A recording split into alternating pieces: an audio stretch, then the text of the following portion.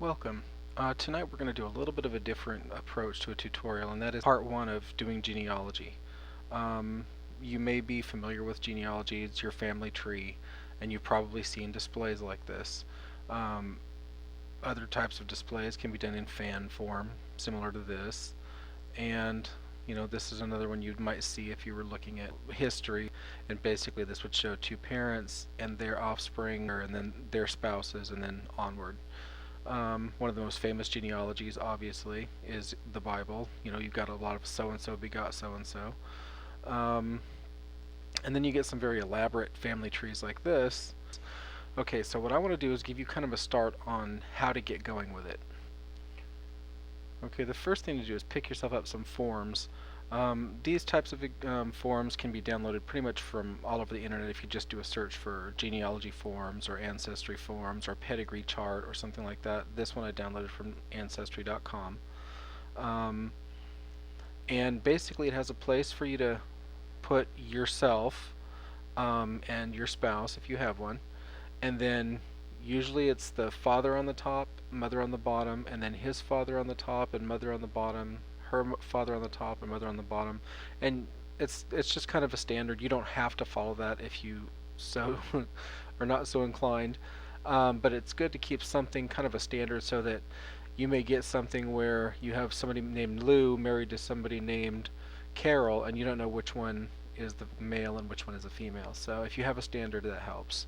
Another kind of chart is a family group record, and that's a little bit more in depth, and that is where, once you have your chart like this, say this couple here, you'll take it over to a family group sheet and you'll find out more information about them. And this really helps because it gives you some information, it gives you some questions of where to start.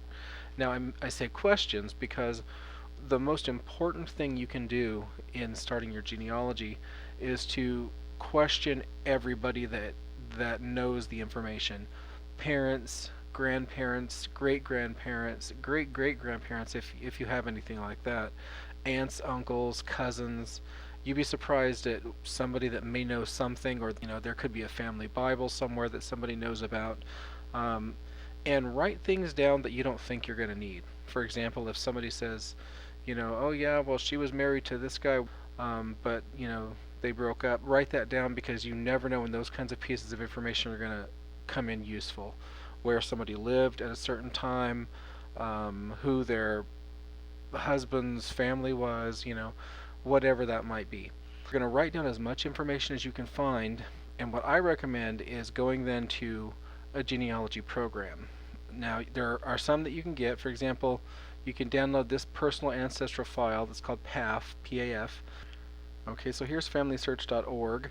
This is not only a place where you can search for information, which we'll go into in another video, but this is a place where you can download the the PAF family history software, as well as some charts. Again, here's another fan chart, and you can see behind it there's a pedigree chart. So this is one option, and this is what the software looks like. And if I was going to put myself in, I would go ahead and type in my name here, Robert Griffith, and okay, I'll do okay, and then I can put in my gender, when and where I was born, etc., etc., and then I can go into my next person. Okay, now it says male. See, I went on the top, so it's expecting my father to go in here. Alright, now what's nice about having it like this is it helps you keep things organized. It helps you find holes and stuff in your data. But at the same time, you can click on the family sheet and it'll show more information in here. Pedigree, there's the individual page if you have other notes, like for example, maybe they were christened at a certain place, or baptized, or died, or they're buried in this location, or whatever. Alright, so now this is one software, and you'll see there's a lot of different options up here. I'll do more in depth on the programs in another tutorial. But you'll see that there's things here for doing a descendancy list, and I'm jumping over to my family tree here just to give you a demonstration. This is kind of a full 5-generation chart, and if I was to go to, say William Griffith here, okay, and I just right clicked on it and do move to primary.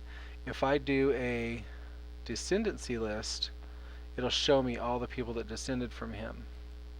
Alright. And so it really helps you put things in order. And you see here's an example of a family sheet that has a lot of information. Alright, so my program of preference is Family Tree Maker, and that's mostly just because I've been using it for years. It doesn't mean that I think one is better than the other. It has the same kind of pedigree view here. You can jump to the family view, which is the primary way of putting in information in Family Tree Maker.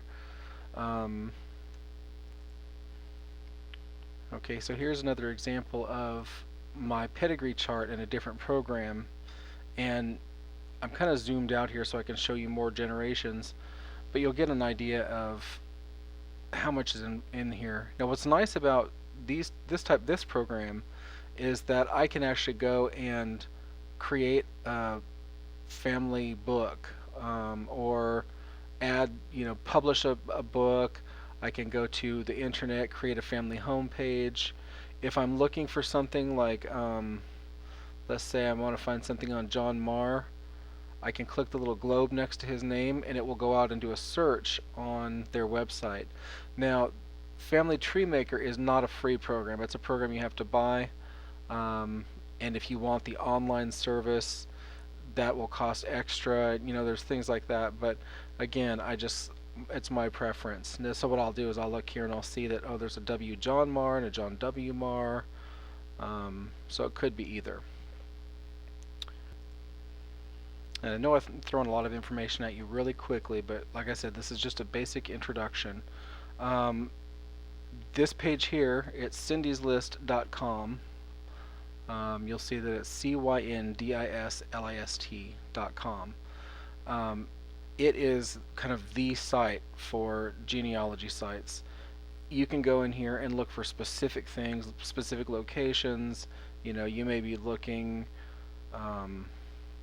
poorhouses and poverty, for example, and it may have some specific ones that you can look for information. Then you get down to general resource sites, etc. Alright, there are lots of other places. RootsWeb, for example, will let you go in and do searches for people. Another way is just to use Google, and if I did in quotes like James Gregory Griffith, that's my grandfather's name, family tree. Actually, if I put it in quotes, it will only search for things with family and tree together.